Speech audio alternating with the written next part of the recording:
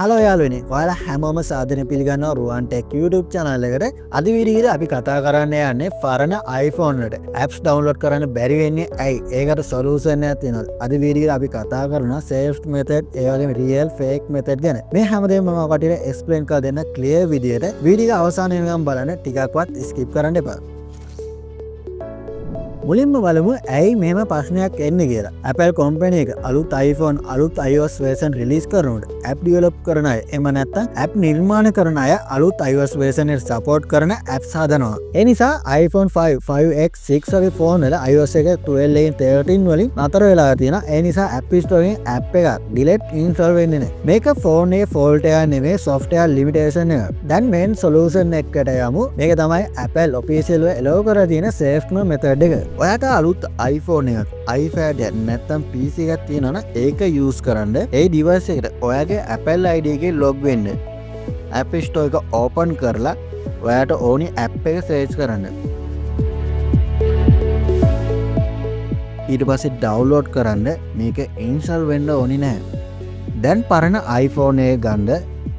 ඊට පස්සේ App Store එකට යන්න. ඊට පස්සේ Pages, ඊට පස්සේ My Pages, ඊට පස්සේ app එක download කරන්න try කරද්දි download and all the version කියලා message එකක් එයි. ඒක download click කරන්න.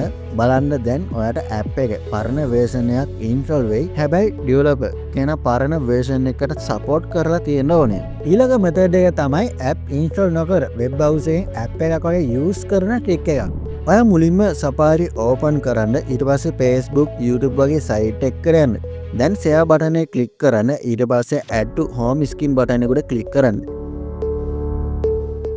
දැන් ඔයාගේ screen එකේ app icon එක වගේ පෙන්නයි. හැබැයි මෙතනදී notification full work වෙන්නේ නැහැ. camera pages limited. නමුත් මේක daily use එකට අවුලක් නැහැ. තුන්වෙනි method එක තමයි මේක ටිකක් පරණ method එකක්. මේ method එක ගැන මම වෙනම වීඩියෝ එකක් කරලා තිනවා. ඔයාට ඒ වීඩියෝ බලන්න පුළුවන් මේ උඩ diss වෙන card එකේ. ඔයාට Windows PC එකක් තියෙනවා නම් iTunes latest version එක install කරගන්න. දැන් ඔයා iTunes software එක open කරන්න. software එක open වුණාට පස්සේ Apple ID එකකින් log වෙන්න. ඊට පස්සේ App Store එකේ ඔයාට ඕනි app එක search කරලා download කරගන්න. පරණ iPhone එක purchase section එකට යන්න. ඊට පස්සේ old version download option එකේ Apple එක මේක full support කරන්නේ නැහැ. සමහරක් වෙලාවට work, සමහරක් වෙලාවට නැහැ.